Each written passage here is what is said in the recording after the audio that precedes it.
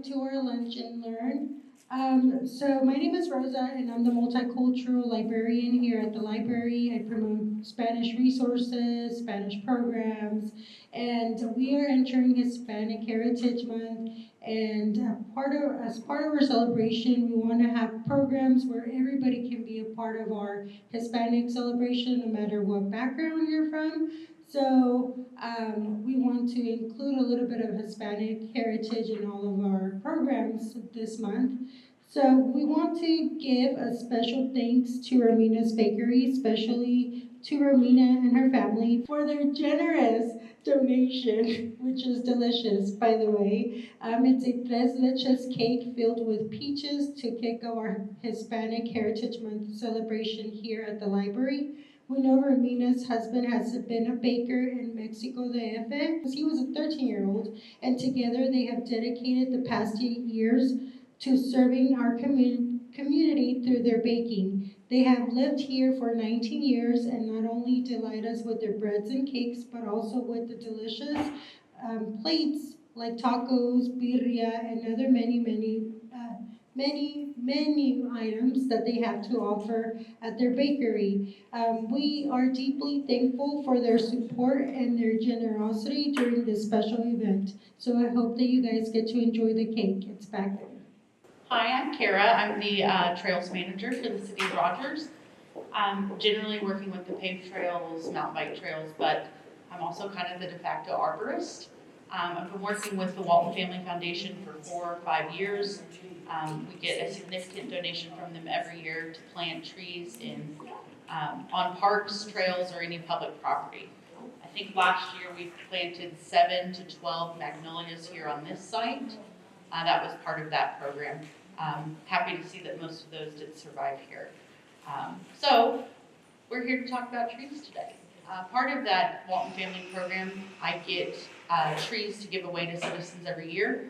Typically we do 200 in the spring, 200 in the fall. This fall we were able to get 800. Next spring we'll do 400, the fall 400.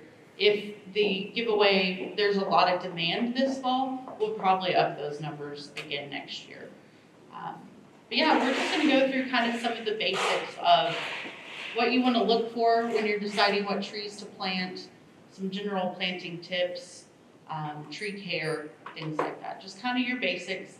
Now, depending what species you get, there's gonna be other additional information, but hopefully these tools will help you kind of decide how to do that research and what to look for. So we'll start with just the anatomy of a tree. So this side over here is kind of, what we all learned in school. You've got the crown, which is all the leaves up top, all your individual branches, the trunk, and then the roots. When we're talking about with nurseries or tree planting, more technical terms to look for are leader branches. Those are going to be your main, so if you have a cluster of branches, a leader branch is your main branch that the other smaller ones kind of shoot off of, so it's your base. So when you're looking at certain pruning activities, you want to know where your leader branch is. Trunk flare or trunk collar, that is the part of the trunk here that kind of starts to go out like a trumpet. That is really an important thing in planting, to keep that trunk collar above the dirt. You do not want to bury that in mulch or soil. That's really essential to the tree breathing. So that's why I like this picture. This is their mulch pile, and there's that nice space where, this is the base of your tree. This part needs to be strong. You don't want to drown it, bury it in dirt. The root ball, that's the whole cluster of roots at the base. And then taproot. Certain types of trees will send a taproot down. So that is like right from the base. It's a taproot that kind of shoots down fairly quickly. It's important to know if a tree has deep taproots because those will go down quickly and fast. So if you are planting over certain utilities, you probably want to avoid a tree that has a deep taproot. Maybe root systems that are a little bit more shallow and spread out towards the surface, you can plant those over a lot of the utilities. But specifically look out for ones that have a deep taproot. When you're picking out your type of tree, these are probably some important questions. Are you planting the tree to just give shade? Shade your house, your yard. When you have trees over your home, it lowers your utility bills by helping keep those cool in the summer months. Aesthetics, what type of tree do you want? Do you want one that's really beautiful fall colors? That's one question I often get, what does this tree look like in the fall? And then privacy, there's certain trees like evergreen varieties that are really good for screening, kind of a fence line, privacy barrier. And then also other limitations you need to look at when you're choosing your tree. Is there concrete structures nearby? Mostly for the health of your concrete, but a lot of trees don't like being near concrete because of the acidity that runs off on them. Sun exposure, so most trees, when you're looking at shopping for trees, they'll say whether it wants full sun or it does better in partial sun or shade. Soil conditions, certain trees don't want to be in wet, marshy soils. Sometimes they may be sensitive to acidity, things like that. The University of Arkansas Cooperative Extension, if you ever wanted to get your soil tested, they do that service. So it's University of Arkansas Cooperative Extension. And they do it all over the state. So farmers use them, landscape architects. They're the best way if you really wanted to know the chemical makeup of your soil. Utilities, 811, call before you dig. And then the slope, some trees are going to do well on a very steep yard, so you'll want to note that. And then temperatures. When we're talking about temperatures, we're talking about our yearly average temperature. This is the United States Department of Agriculture Plant Hardiness Zone. We are Zone 7. So when you're looking at trees, you want to find a tree that does well in Zone 7. The far map, you can see where Zone 7A in Benton County, Washington County has 7B, and as you go south in the state, it goes to Zone 8. And another very important part of planting is always plant native if you can, but specifically avoid invasives. This first tree, the mimosa tree, is one of my favorites. I think it's beautiful. I do get excited when I see it, but it originated in Japan. Is not natural to this environment, so you see it usually growing along waterways. A lot of invasives, their seeds are carried by water, so they'll just spring up and take over a lot of these stream sides and aquatic areas. The second picture is one I think a lot of people around here are familiar with. Have you all heard of the Bradford Pear? Yeah. So this picture here is a really great example, other than just them being an unpleasant tree. Those first two trees were planted, and then you see there's an open field behind it that those trees just have thrived in. And there's a few spots around town that are like that. They probably were pastures before. And then as these invasives are in our environment, there's nothing to compete with them, no natural predators to eat them before they take over a field. So anytime, that's also why after this tornado, we lost so many trees and exposed so much dirt that keeping an eye out for invasives, like Lake Atalanta, we have invasives at. We're gonna have to do more invasive cleanups this year just to prevent those invasive plants from taking over that natural environment, just because, there was space for them, they'll take over. So the best trick for knowing whether a plant's native is typically if it has a name like Chinese privet, Japanese, whatever. A lot of our invasives came from Asian countries, so if it has any of that in the name, it may not be. Japanese maples, those are good. Those are trees you'll see a lot of, a nice ornamental, but general rule of thumb, if it didn't originate here, you just need to be careful about planting it. There's resources like this book here, was done by professors at the U of A, Tree, Shrubs, and Woody Vines of Arkansas. So this is kind of like your comprehensive guide of what is native in Arkansas. But you don't need to necessarily get this book when you look at trees, but definitely be wary of anything that is not native. And the other question is, when's the best time to plant? After the leaves have fallen and before spring buds bloom, so typically winter.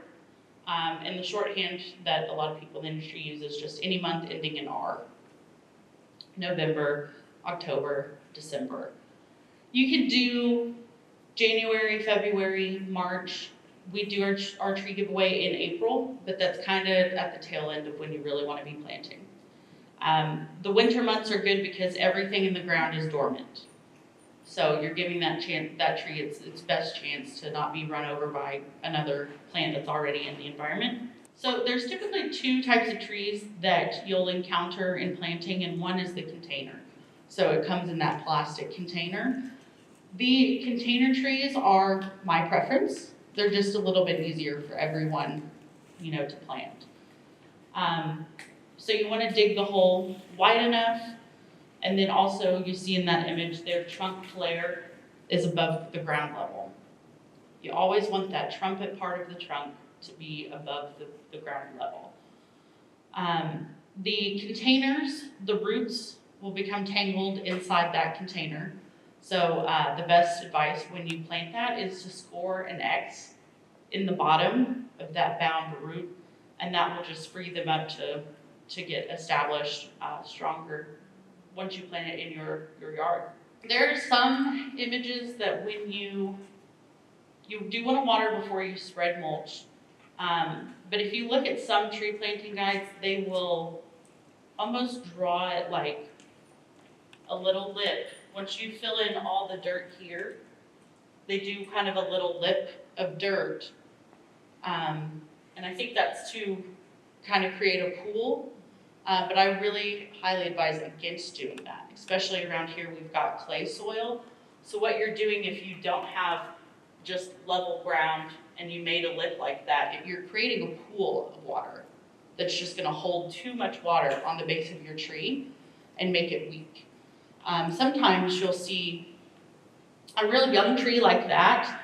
If you come along and its bark is splitting off of the base, it probably was waterlogged.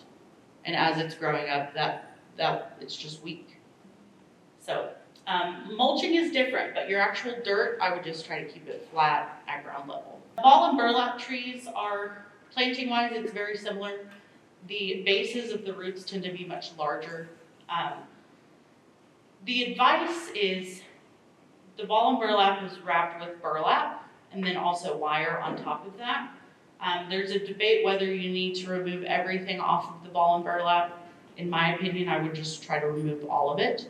You definitely want to get the wire off because otherwise you're just making those roots root bound and growing in a tight metal cage.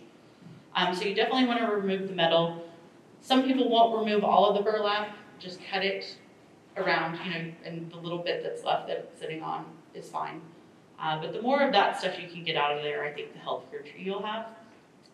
This one doesn't say you have to cut an X, but once you get the wire free and the burlap free, you just kind of want to loosen up some of those roots, again, just so that they can establish pretty strong in that soil. And then water it, a soaking watering before you put the mulch on. That's another key right after planting. So proper mulching, this is another one that, once you learn this, you're going to see it everywhere. And we have a real problem with it in Rogers. It's professional companies, it's our guys do it. You just don't, until you learn, you just don't know any better. But like I said about putting a pool of water on that base of the tree trunk. So we call it the volcano, where you just have it piled up on that trunk. You're weakening the trunk of the tree. So you don't want a volcano, you do want a donut. So the base of that tree flare you see is completely exposed. The mulch ring around it helps keep the moisture on those roots without drowning it. So that's different than the dirt. Right. So you see, if we have clay dirt here, it's so the water just doesn't permeate through it. So you're making a pool. I've seen that a lot with planting, especially those new construction sites, because it's all that red clay dirt. And those trees really struggle. So make sure the dirt is level, and then you'll do a donut mulch ring on top. There's some trees at development sites I've seen that the clay dirt they did like a donut. And that's, you need mulch. If you do dirt like this, it's gonna create a wet pool that will just kind of rot away that trunk. So when you're planting a tree, you need to buy good dirt then, like not, I don't think that's necessarily true. no? Because your tree is gonna grow in the environment it's in. Maybe with a garden, you might want to build up your soil a little bit more. But as long as you're not drowning that tree in that dirt, whatever dirt is in that environment should be good. Just look for things like, is it a marshland? Does it stay wet in this area? Pick a tree that will do well there. I wouldn't worry too much about, is it too acidic? If you're getting native trees, they typically should do well. Tree watering, the first 2 years are really the critical time for tree watering, especially through the summer months. When I'm going through a year, water once every week during the summer, or at least 7 to 10 days after the last rain. That's the best rule for watering those first 2 years. After the first 2 years, you really should not have to water them regularly. If you can get them through those first 2 years. And you can do all of this right. You can mulch it right, you can water it well. If you've ever gardened at all, you'll know that just sometimes something will come up and it doesn't survive, but these will be your best tools. The other thing when watering is you want the soil you just want the ground to be moist, not soggy. So there is such a thing as overwatering. In the summer, I'm not gonna water every week if it's also raining, because again, you're just creating a bad environment for that trunk and weakening the tree. Tree pruning, I typically just try to avoid pruning in general, especially if you're planting a young tree. You won't have to worry about it too much. Older trees, we call it Dr. Seussing trees, where they top everything and they have just the thick leader branches. So what grows when you cut a branch that's this big, what grows off of it are shoots from that, what you've already weakened. So that's not ideal for trees. I think the Rogers Development Code has now made that illegal. I'm not sure how that works for individual residents, but it's on city code where you're not supposed to top trees like that. Now there is a certain amount of topping. I had trees damaged by the tornado that we may need to reshape it, but it's essentially you don't want to prune more than 1/3 of a tree at a time. So following that rule, cutting some larger branches is good. But when you're topping trees, you're doing at least 2/3, if not all. It's really silly when they do it too. I don't know why anyone thinks that's the right look. But other pruning activities you can do to increase blooms, you want to cut above the buds toward the end of the branches. So you'll have a little flowering bud. So this would be for like dogwoods, any flowering tree. If you want to increase its buds, towards the end of those smaller branches, the first bud, you want to cut just above that one. So pruning, what you're doing for increasing the blooms is you're stressing the tree. You're cutting off all the buds above that first bud on the branch, and it still is putting out enough energy like those branches are there. So that energy then goes into increasing the blooms in that area where it now has, like shortening the branch. All of that energy goes to that one area. So I have a huge hole in front of my house. When I bought the house, it was medium, now it's huge. But I need to prune it, like the crown, the first crown. So can I prune it in winter? Yes, yeah. Winter is okay? Winter's okay. You do not want to do fall. No fall. Fall and spring, I would avoid spring, but fall especially, you don't want to do any Why? pruning. I'm trying to think of the term for it. Do they die? Do they get sick? So in the winter, the trees go dormant. Yep. So in fall, they're putting out a lot of extra energy to prepare for them to go dormant. So if you do that pruning in the fall, it just messes up the timing, where it will expend all of that energy then and not have anything to carry it through the winter. Is that applied to a bush or just trees? I would say bushes typically, follow very similarly with trees, but it just depends from plant to plant too. So when you say winter, how far along winter? I would say months ending in R. So In R, use so October, Yeah, I think a lot of your main tree activities should be done. in an hour. Mhm. Yeah, so now, So we will do it now? yes. We can prove now? Mhm. This is fall. I know this is fall. Trees where the tornado pruned them for me. Yes. I know. So can they survive after that? I mean, it looks like they're trying to still, hang on, Yeah. will they survive? I have a tree like that too, Yeah. and it's just, We all do. yeah, So- you just have to keep an eye on it. My tree after the tornado looked really lopsided. Only a quarter of the sides had its branches. So I was worried about the health of it. Is it leaning too far one way? But I just keep watching it, and I feel like a lot of those branches have come back in green. Luckily with the storms after the storm, it knocked down a lot of those dead ones that were still up there. But it's just hard to say. With those, you may want to bring in an arborist. A lot of tree companies around here will have an arborist on staff. But it's almost like doctors, you may want multiple opinions. My opinion is most of the trees, if they're not significantly damaged like next spring, if it looks like it's coming back full and alive, you're gonna have the strongest tree on the block because it survived a tornado. So just like let it sit, It's- see what it does. Yeah, it's one of those you really just kind of have to wait and see what comes back. I said this time of year is hard for me right now because I've been watching my trees all through the year. And now it's hard because what I'm looking for is brown. Is that tree just turning fall or is it dead? So I would look for stuff like that. If you're seeing branches that aren't like the hangers just left on, but them turning brown sooner than they should, or in the spring not blooming, you may have a dead branch that you want to trim. So you just have to kind of wait and see what grows back. So would you think about heavy pruning those badly damaged trees Yeah. in the winter? Give You- them a boost, maybe? Yes. So if you have a good arborist or tree care person, they should do that. Again, prune less than 1/3. Yeah. So the guy who removed the tree off my house, he said that. We may want to do some shaping, but just make sure that they're not gonna Dr. Seuss top it all. Right.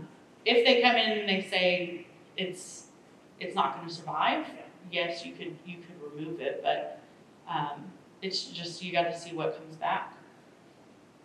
Thin growth, so this would probably be for a more established tree, bushes. I think this would apply as well. You wanna cut the branches at the leader. So if you have a really big shrub by like your entryway and you wanna trim it up, you wanna go find that leader branch that all the smaller ones are off of and cut everything down to that leader. That's how you thin it out. If you just start cutting the leader at, this distance or however you thought, you may actually be increasing the blooms. So you want to take all of those extra branches down to the leader to thin. Suckers. This is another thing that I can be honest about we have an issue with. Suckers are the little green leaves that start growing all over the trunk. So when you plant a new tree, that's general care that you have to do in that first 2 years. Again, it's taking the energy from your crown. So just little hand trimmers, you can cut those back. But it is something that we even struggle to stay on top of. But those suckers, you just want to cut right down to the trunk. They typically will grow right around the base. So our tree giveaway, we used to do it first come, first serve. In the first year I did it, I think I spent 3 hours in the rain telling people the trees were all gone. So for the sake of the participants as well, we do online signups. So that email list that you, if you didn't get it, we'll have it at the end. I can notify you when that sign up will open, which will be October 14th. But it's first come, first serve. We try to be fair about it. Some years, the trees could be signed up for within 4 hours. And then other years, it's a week or two. So I'm hoping with 800 that there should be plenty of opportunities for everyone in Rogers to get a tree.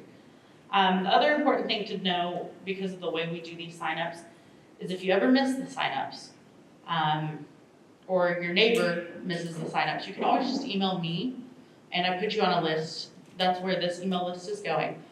We do our best to at least notify you the next time the sign up is open. This year with us doing so many, I always have leftovers, like people don't show up for their trees. So we'll probably do a wait list this year. So, any unclaimed, we'll try to get out. We just want trees planted in Rogers. We do 2 trees per household. We do not give to any businesses, any commercial. It's just for residential properties. So 2 trees per household. You must be a Rogers resident. In the past, have given trees out to Lowell, to Little Flock. It just depends on if they're doing a tree giveaway or not, and if I have a lot of leftovers. I typically do give trees out towards all the addresses towards the lake. They are not inside city limits, but they still have that Rogers address, and our grant partners agreed that that's mine. So as long as they have a 756 or 758 zip code, essentially they can get a tree. So I love the tree with the tornado that was right in front of my big front window. Mm-hmm. Do I get to pick or tell you more or less what I need? I want like a flowering, small tree. If it's one from this list, you kind of we're gonna publish this slide here on our, it's on our website, but on our city Facebook page this weekend, a month before the sign-ups start. That way people have some time to kind of look at the options. So you have the options there as well? Yeah, we're gonna run through them real quick, but this will be on our website and then also our Rogers Parks Facebook page.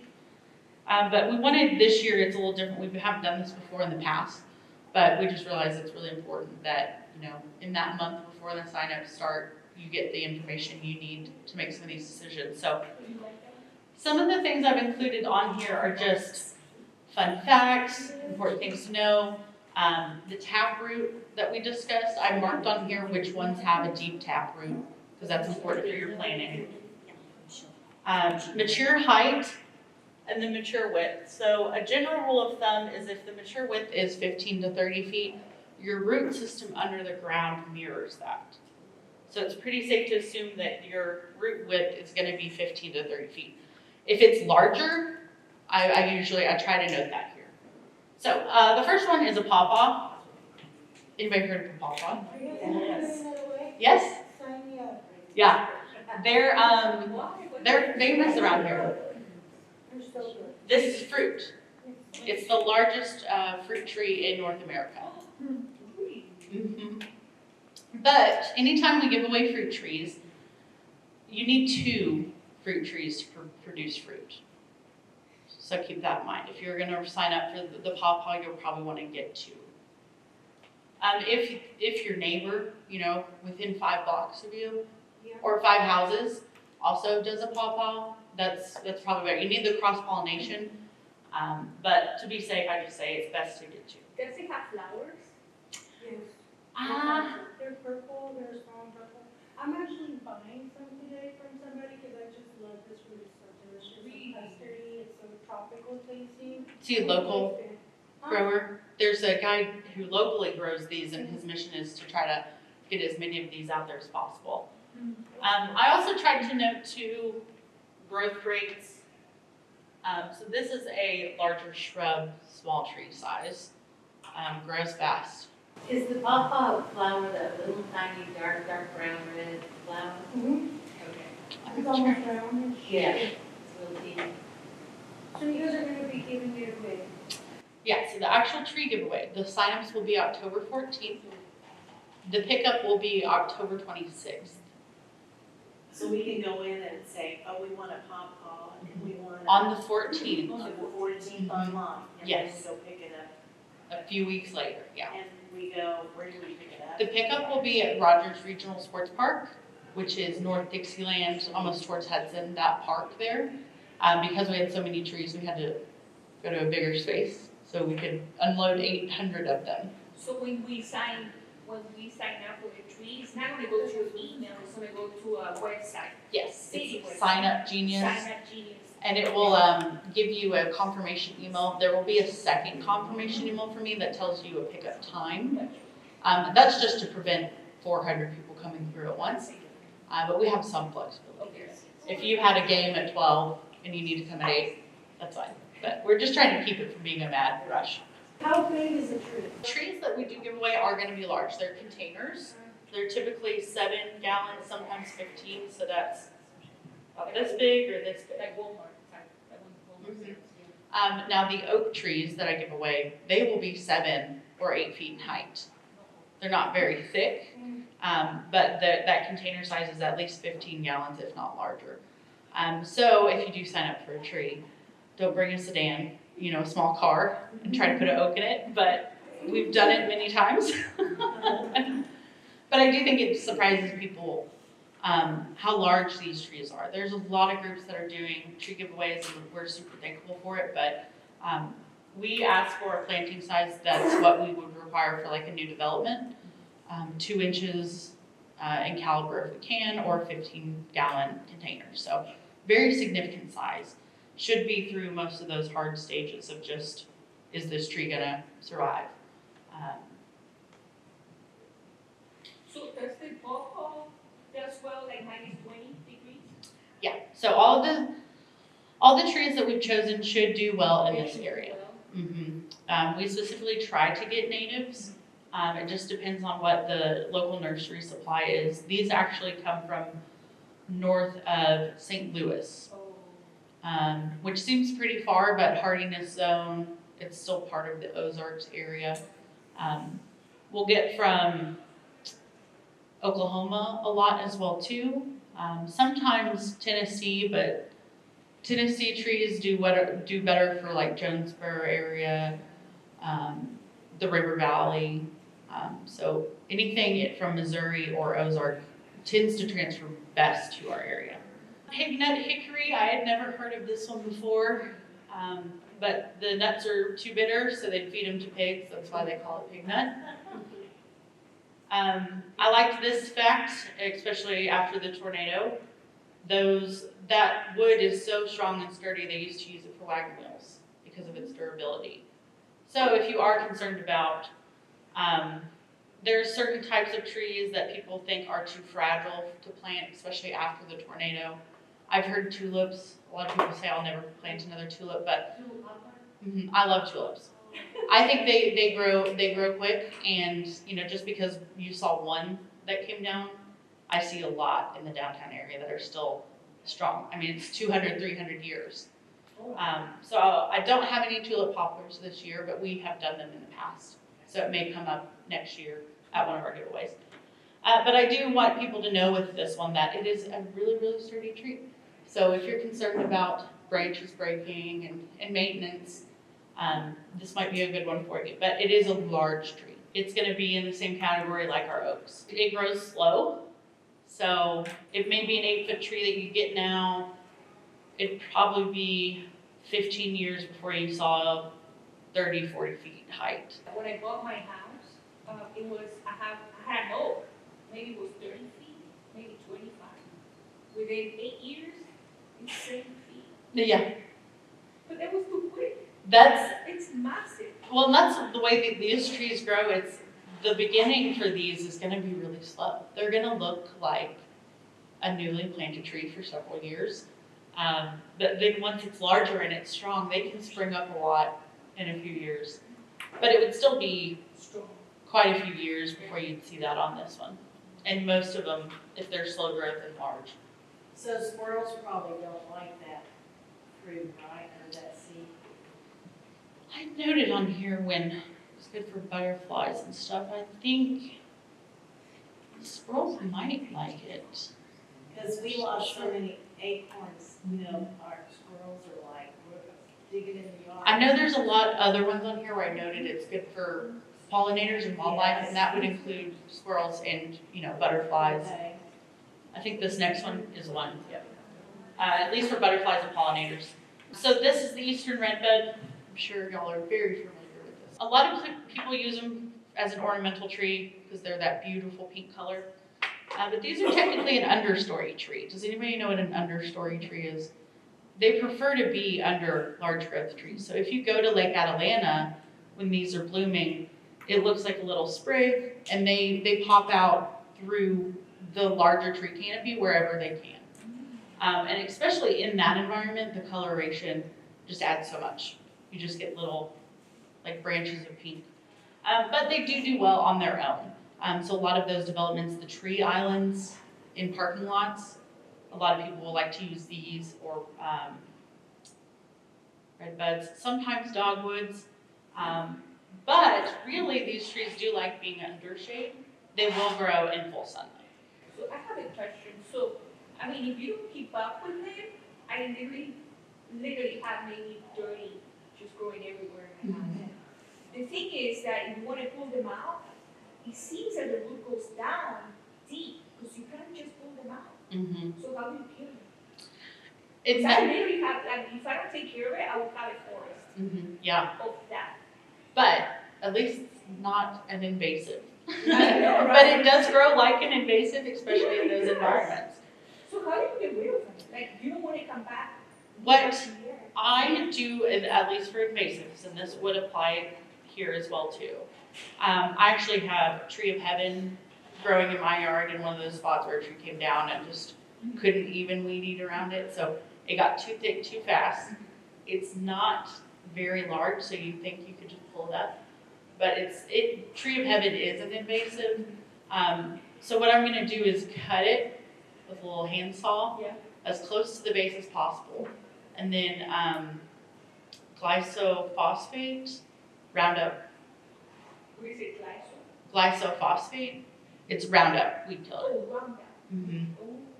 Now, a lot of people are shocked that I would say I use Roundup.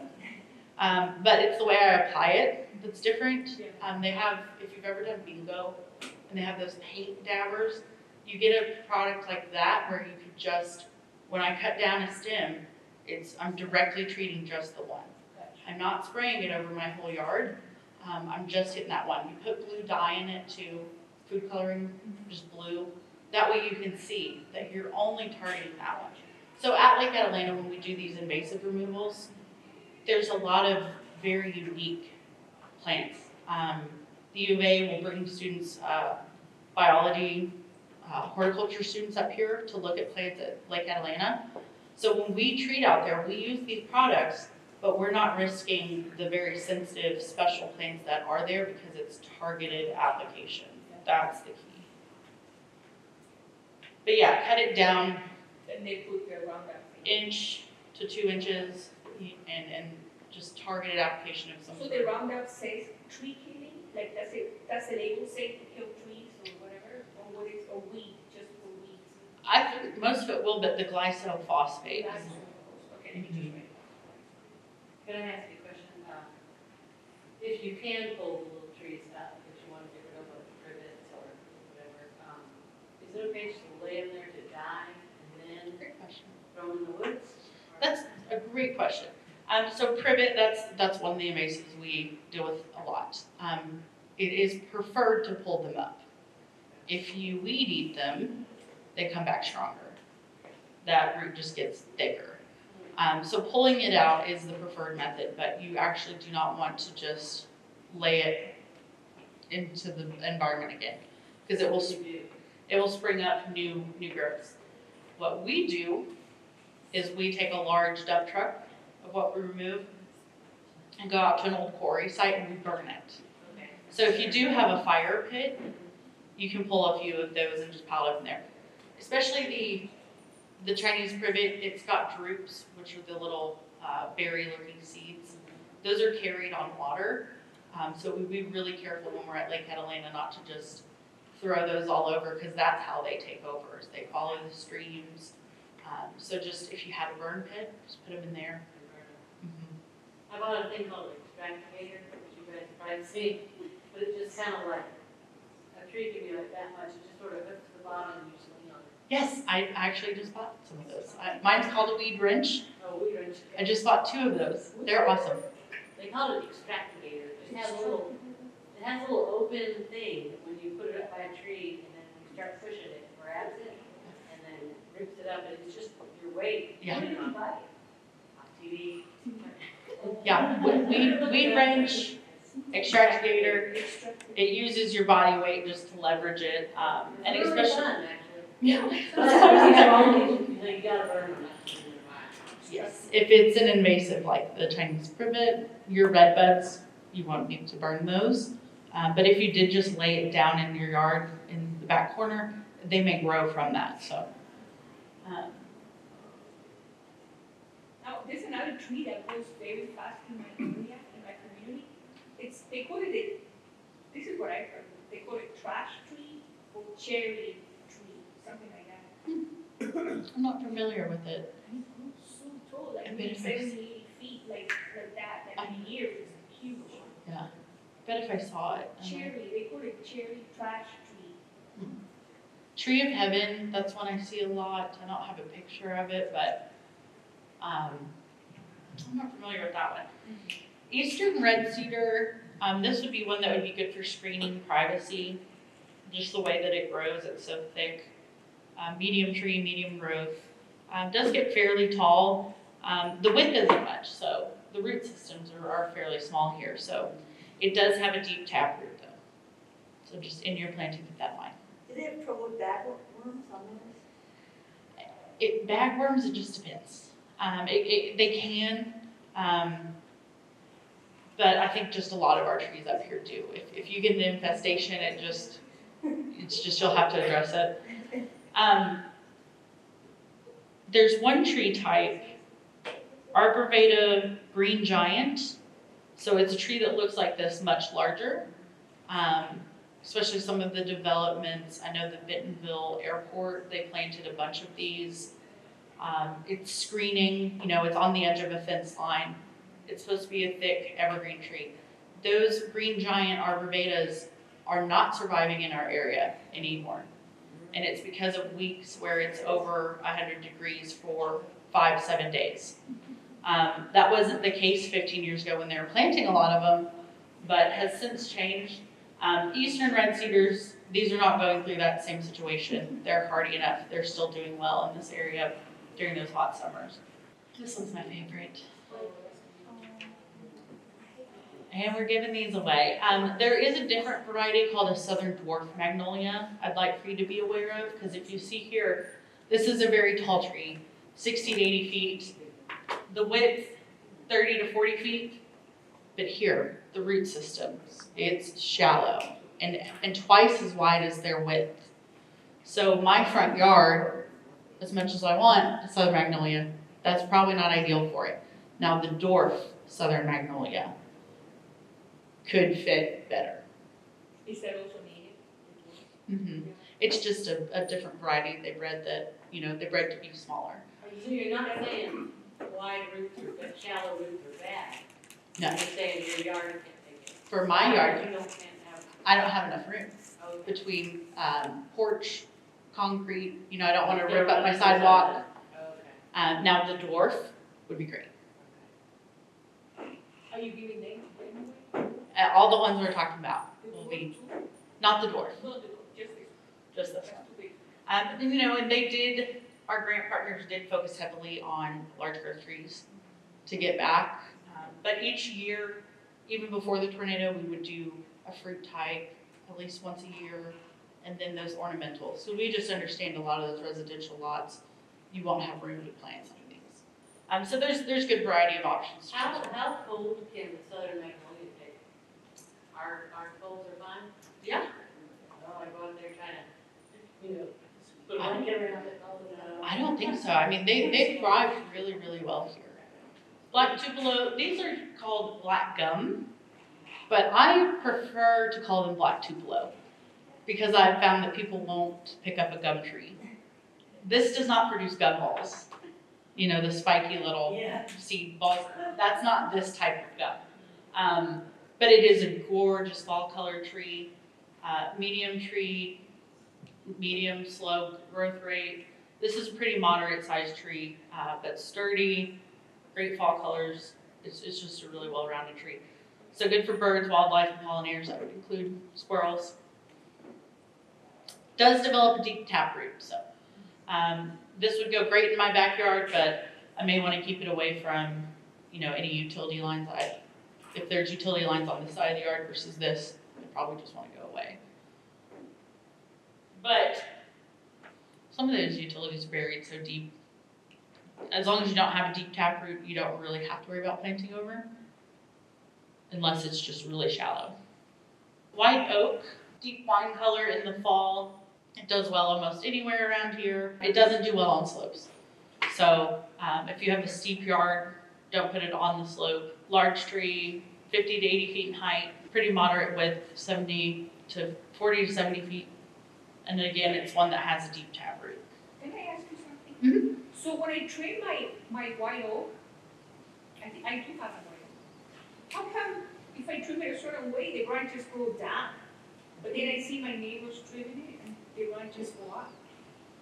I'm not sure. Somebody told me that you're supposed to trim it at a certain point so the branch would go up instead of down. Not sure the specifics of why they would go down. They grow like that. But then my neighbors, they have the professional trimming and theirs grows up. But even just looking at the shape of this, the way it grows down, I That's think my that tree. may be, That's how mine grows. I think that may be the natural way it So grows. mine is natural. But there probably is a certain way you could do it to fight that. So when winter comes, I want to trim, like I told you, like the crown of the back. So can I just trim it to the trunk? Can I just trim it all the way to the main trunk? I think you could, again, you're not taking off 1/3 No. of the tree. Like just four branches? But it would probably just take a little bit more research. If you do have a white oak, see maybe best practices to trim it. Okay. Especially you could say from the ground level Yeah. up and see. Because I haven't heard that, but swamp white oak, very similar to the last oak, but it does have a little different tree variation color. I love those leaves in the fall because they get the whole spectrum of fall tree colors. Medium to large tree, slow to medium growth. It's a pretty substantial tree. Again, it's good for birds and wildlife. I don't think most residential houses will have an issue with like a swampy yard, but certain areas of my parks, I probably wouldn't plant this tree, just because it needs well-drained soils. But it might do okay there. Why is it called swamp? Right? That's why I think I noted that, of like, that's kind of the opposite. I don't know, I would have thought that I was in a swamp area. This is swamp. right? So this one has the deep red color, the northern red oak. It does well in full sun, partial shade, so it can go almost anywhere. Nothing noted about this one in moist soils, so this might go better in some of my swampy areas. But this is a large tree, medium growth, pretty standard width and height. Would be a great addition. Sassafras. The leaves have a really incredible smell. They're citrusy. Sassafras is what they originally made root beer from. It's from the roots, so it's a very fragrant tree. Great fall colors, and does well almost everywhere. If you're walking along and you want to try to identify a sassafras, look for the leaves. They always have this combination. They have the oven mitt, and then they have the 3-prong. I think there might be another, but I always look for the oven mitt and then this 3-prong together, and then I know for sure it's a sassafras. I don't know if I've ever registered the smell of one, but now I'm really interested in trying to find one and see if I can smell that citrusy. But I definitely have identified the leaves before. American linden, this is one we encourage planting a lot. It does well as a street tree. It's just a very hardy tree. It's a large tree, medium growth. It does well planted pretty much anywhere, and it's great for wildlife. Black haw, viburnum. Yes, this is one I kind of thought when you said you wanted something ornamental, flowery. This is probably our, other than the eastern redbud, which we already have plenty of, this is probably the best smaller ornamental, large shrub, small tree. That white flower in the spring is really nice. Yeah. Oh, I want it. And then this, that deep red color, I could recognize it in the spring, but I didn't know it had, because a lot of times with these ornamental trees, they'll, really only be beautiful like one time a year. But this one gets the fall color and the flowers in the spring. Yes, it's gonna be great for that. So how early you will open your website? Like 1 in the morning? Yeah, does it go up on top and we have power 8 a.m. 8 a.m. We're gonna be like, Where is the list of kind of trees again? It will be on our website or our Facebook page. We'll post this Saturday. What's your website? RogersAR.gov